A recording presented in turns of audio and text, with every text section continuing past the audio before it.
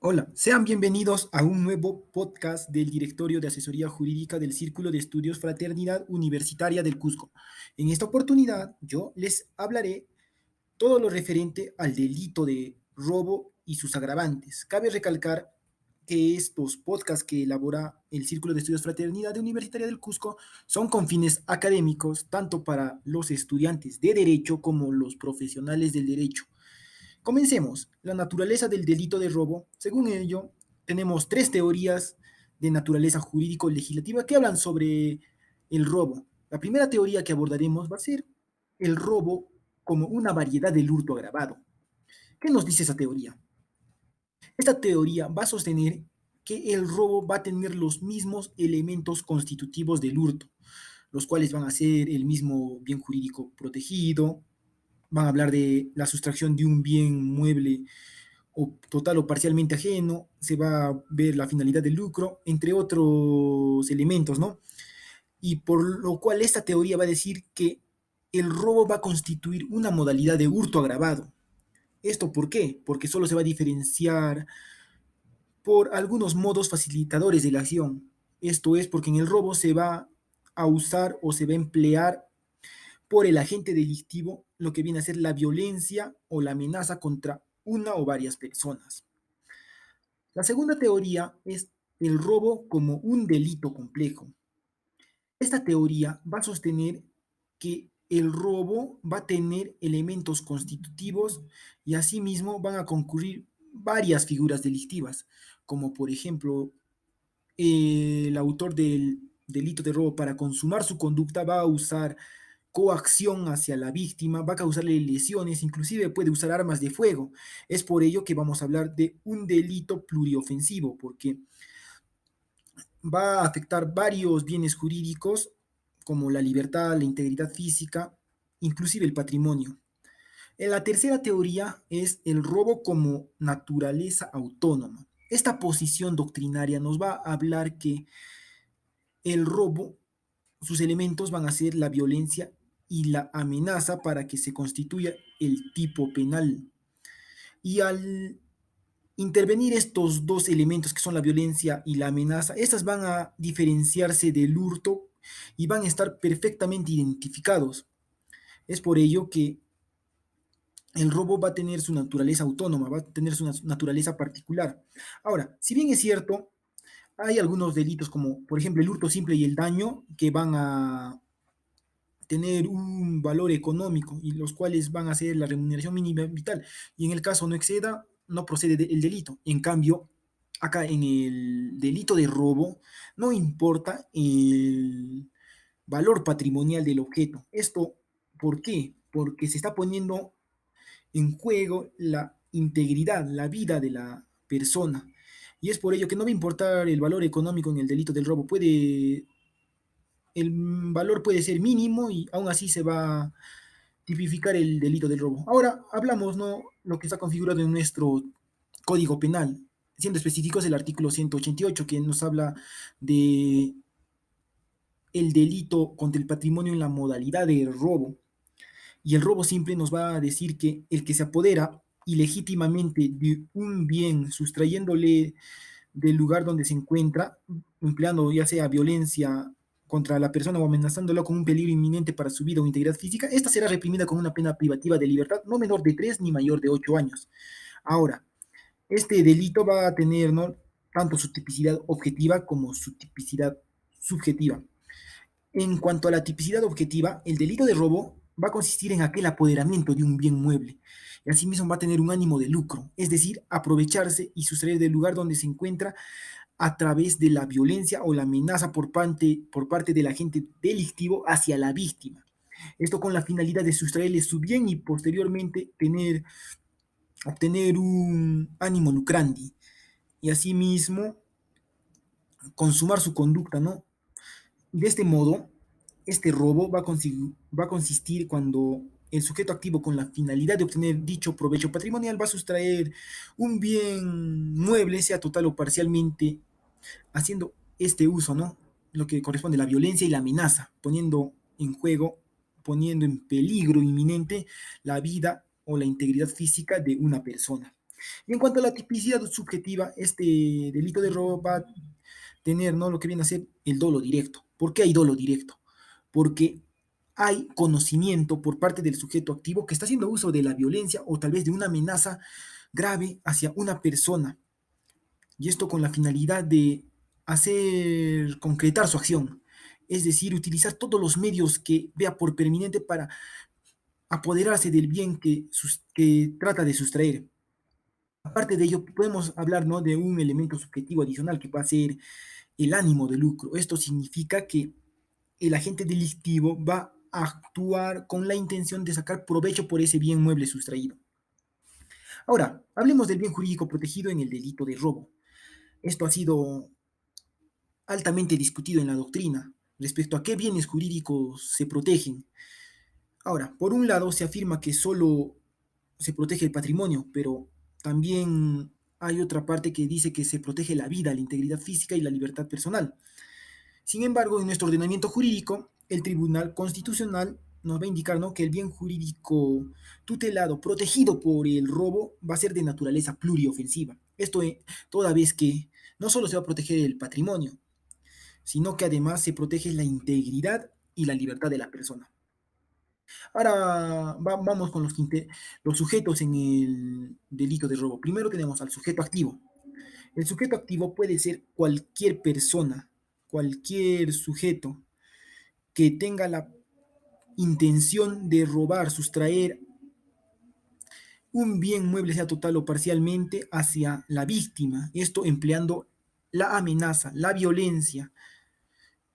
El sujeto pasivo va a ser también cualquier persona, puede ser cualquier persona, no distingue quién, pero va a ser el poseedor del bien que ha sido sustraído. Asimismo, también puede ser una persona jurídica, que puede constituirse como un sujeto pasivo, porque pueden entrar a robar, ¿no?, a una persona jurídica y sustraer sus bienes muebles, empleando la violencia, tal vez con amenazas, poniendo en riesgo a las personas que trabajan en ahí. Ahora, en el delito de robo va a haber tentativa. Si hay tentativa en el delito de robo, al ser un delito de resultado, va a, ser, va a consistir también en la tentativa. Cabe recalcar cuándo va a surgir la tentativa, es cuando el agente ha dado inicio a la sustracción de dicho bien que a través de la violencia o la amenaza, y luego este por X motivos desiste, ¿no? O también puede darse el supuesto, ¿no?, cuando ya ha cometido el hecho delictivo, ha empleado la violencia y la amenaza, ha sustraído el bien de la persona, pero terceras personas ajenas intervienen para evitar el robo. O tal vez ha sido visto por un efectivo policial y este le interviene y no se ha consumado el delito. Ahora, hablando de la consumación, ¿cuándo se va a consumar el delito de robo? El delito de robo, al ser un delito de resultado, se va a hallar consumado cuando el sujeto activo ha logrado el apoderamiento del bien, haciendo uso de la violencia o tal vez de la amenaza, o tal vez ambas acciones, ¿no?, para consumar su conducta. El artículo 189 nos va a hablar del robo agravado. ¿Y cuándo va a haber la figura del robo agravado? En acá va a haber tres niveles que va a tener diferentes tipos de pena, ¿no? El primer nivel nos va a hablar de la pena, será no menor de 12 ni mayor de 20 años si el robo es cometido, uno, en inmueble habitado. En esta agravante, la acción que va a ser realizada por el agente va a afectar diversos bienes jurídicos protegidos, ¿no? Acá vamos a ver que se va a afectar la armoniosa convivencia social, también se puede afectar la inviolabilidad del domicilio y asimismo, como configura el delito de robo, la afectación de la vida y la integridad física, inclusive más delitos. Se afecta también el modo abrupto de la intimidad de la persona, porque al entrar en un inmueble habitado y después amenazarla o tal vez poner en riesgo su integridad física, se está quebrando, ¿no?, la inviolabilidad de domicilio, permitiendo un desarrollo libre y autónomo de la personalidad de las personas y el goce y disfrute de su propiedad. La segunda agravante es durante la noche o en un lugar desolado. Ahora, esta agravante es muy fundamental porque normalmente los robos se cometen en la noche. ¿Y esto en sentido de qué? Porque la noche, al ser un espacio de tiempo propicio y donde es oscuro, el agente delictivo va a usar la noche o el lugar desolado para cometer el acto delictivo, para cometer el robo, teniendo en cuenta esos elementos, ¿no? La oscuridad, el mínimo riesgo de la gente y la mayor facilidad de apoderarse, ¿no? De los bienes de las personas, de las víctimas. Ahora, el tercer supuesto tenemos a mano armada. ¿Cuándo se va a tipificar cuando es la mano armada, el agravante de mano armada? Se va a configurar cuando el agente porta o hace uso de un arma al momento de querer apoderarse ilegítimamente de un bien mueble. Por arma entendemos, ¿no? Aquel instrumento que cumple con la finalidad de atacar o tal vez defenderse para el sujeto que le está portando. En este sentido, vamos a hablar, ¿no? De armas de fuego, como por ejemplo, el sujeto puede usar un revólver, unas pistolas, ametralladoras, etcétera, ¿no? O tal vez armas blancas, con un cuchillo, desarmadores, serruchos, etcétera. O armas contundentes, que pueden ser martillos, piedras y otros efectos que puedan poner en riesgo la vida de la víctima. La cuarta agravante es con el concurso de dos o más personas. Normalmente, los sujetos que se dedican a robar los bienes muebles lo hacen acompañados con la finalidad de facilitar la comisión de la conducta delictiva, pues la pluralidad de los agentes a través de esas maniobras de esto aminoran la defensa de la víctima, que normalmente está poseyendo su bien, entre dos personas lo cuadran y lo tratan de despojarlo a través de la violencia o de las amenazas. También va a ser robo agravado, la quinta causal, la quinta agravante, cuando el robo se cometa en cualquier medio de locomoción de transporte público o privado de pasajeros o de carga, también en terminales terrestres, ferroviarios, lacustres, fluviales, puertos, aeropuertos, restaurantes, establecimientos de hospedaje, áreas naturales protegidas, lugares de alojamiento, fuentes de agua, ya sean mineros medicinales con fines turísticos, bienes inmuebles, integrantes del patrimonio cultural de la nación y los museos.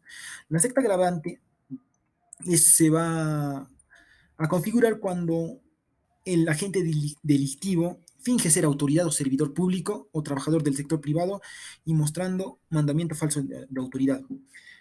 ¿Cuándo se configura esta agravante? Esta agravante se va a configurar cuando el agente delictivo, para sustraer y apoderarse ilegítimamente de los bienes muebles de la víctima, aparte de usar la violencia o la amenaza, finge ser una autoridad. Esto simula o aparenta ser una autoridad que realmente no tiene. Como por ejemplo, ¿no? Un juez, perdón, una persona simula ser un juez y otra persona tal vez su asistente. Esta persona para robar dice, bueno, soy juez y por lo cual tengo una orden de embargo y con esa orden sustrae los bienes de la víctima bajo amenaza. En acá también hay robo agravado, sino cuando una persona finge ser policía, ¿no? Y se identifica como tal y haciendo uso de la fuerza detiene a una persona y se apodera de su dinero, diciendo, puede decir, no, estamos tratando de identificar a las personas por lo cual te vamos a rebuscar y no le sustrae sus beneficios a través de eso, fingiendo ser un policía. La séptima agravante es cuando el robo se comete contra menores de edad, personas con discapacidad o mujeres en estado de gravidez o algún adulto mayor. Esta agravante normalmente se va a materializar cuando hay actos de violencia o amenaza contra este tipo de personas porque son poblaciones vulnerables y al ser poblaciones vulnerables requieren, ¿no? Mayor protección por el Estado. Asimismo, al momento de querer robar a esas personas, como son un poco más frágiles, más débiles, son más fáciles de tal vez de que la gente quiera tratar de victimizarlos. Ahora, la octava agravante es cuando el robo se comete sobre vehículo automotor, sus autopartes o accesorios. Aquí esta agravante se va a configurar cuando el robo se va a dar en un vehículo, mediante amenaza o mediante. Así lo que se va a buscar con esta agravante es proteger el patrimonio de las personas que cuentan con un vehículo. Consideramos tal vez prácticamente personalmente que es innecesaria esta agravante porque ahora cualquier persona puede tener su vehículo, pero ante la gran ola de delincuencia que se dedica a robar las autopartes de los vehículos y para después someterlos a venta, el legislador peruano ha pensado erróneamente que sea un agravante, ¿no? Para frenar los robos de vehículo. Caso contrario, no se sigue cometiendo. Caso omiso hacen, ¿no? A las leyes de infracción penal. Ahora, como segundo nivel, tenemos, ¿no? Que la pena será no menor de 20 ni mayor de 30 años si el robo es cometido, primero, cuando se cause lesiones a la integridad física o mental de la víctima. Y para que haya lesiones, se tiene que acreditar mediante un certificado médico legal, ¿no?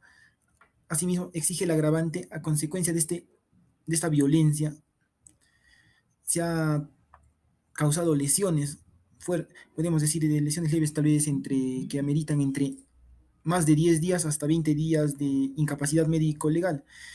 Estas lesiones han podido ser causadas de forma dolosa o culposas por el agente en el mismo momento que está produciendo el robo. No va a haber agravante en este caso cuando las lesiones son producidas por cosas fortuitas o por causas fortuitas. La segunda agravante del segundo nivel del delito de robo agravado es cuando, con abuso de la incapacidad física o mental de la víctima o mediante empleo de drogas, insumos químicos o fármacos contra la víctima. En este supuesto, el uso de drogas no va a haber violencia. Lo que va a existir en este caso es que el agente delictivo va a usar esa destreza primero para incapacitar a la víctima, incapacitar la defensa de la víctima y después arrebatar sus bienes muebles, inmuebles, sustraerlos, despojarlos de sus pertenencias no habiendo dificultades, ¿no? De poder apoderarse ilegítimamente de estos bienes. En este caso, el agente no se aprovecha del estado de la víctima. Podemos decir que ya la persona estaba en estado de drogadicción o bajo cualquier fármaco, ¿no? Producto. En este caso, cuando el agente delictivo, al ver esa conducta de la persona que se encuentra bajo estos efectos, comete el delito, pero él no lo ha usado, en este caso no constituye el agravante. Para que constituya el agravante, el agente delictivo debe usar esos fármacos, drogas, para incapacitar a la víctima. La tercera causal que tenemos del segundo nivel es cuando se coloca a la víctima o a su familia en grave situación económica. Esta agravante se va a presentar cuando la víctima o su familia depende directamente de ese de lo que se está robando.